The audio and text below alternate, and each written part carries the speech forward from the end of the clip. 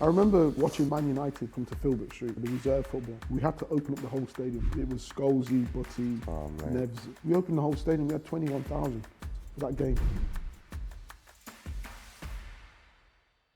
Football's changed a lot now, 18s, 21s, 23s, back to 21s, bloody, reserves, B teams, and it was 18s reserves first team. Yeah.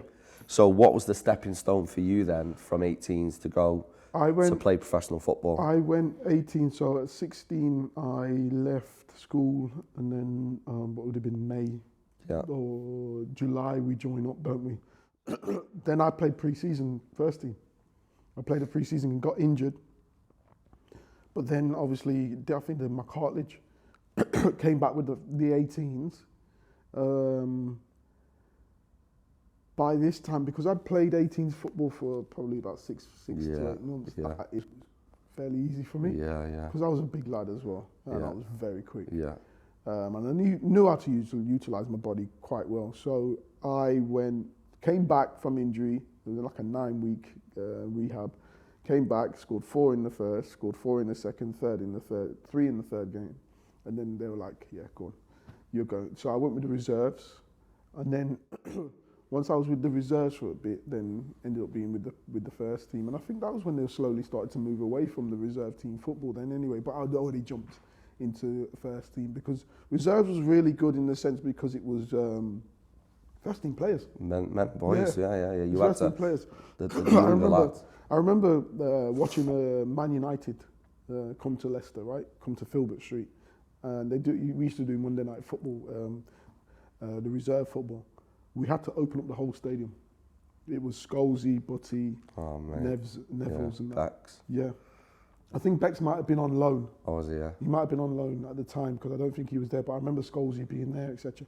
We opened the whole stadium. We had 21,000 for that game. Crazy. That's why reserve team football I thought was really good, because it was some of the pros that weren't getting games, some of them that were injured and they were coming back, and you were mixing with some of the youth players as well that were on the up as well. So it was men's football. But it's back in the day, it was a good marker of, this is the level. Yeah. This is the level. These are people who are playing first team football. And you need to get yourself to this level. Yeah. So you've got a comparison every single time you're in training, you're playing games.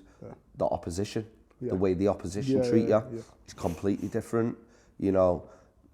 This day and age now, which we'll get into, factors which help and hinder players and things what have helped and hindered you.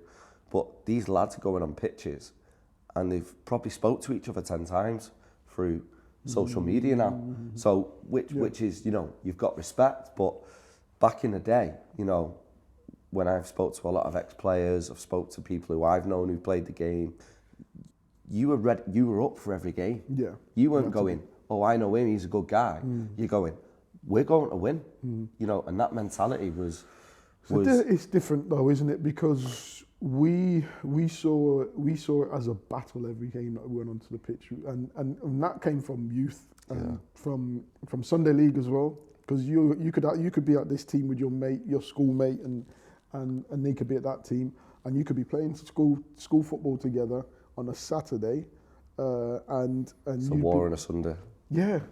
But you've just been the day before. You've been mates and playing together and joking. But you know what someone else mentioned to me last time was, how did anyone ever know you, mate? Because it's word of mouth. They've got that guy. It was never, oh, that's that guy who's done this, who's done that, and he scored this, and they've got that guy. So you would have been that guy,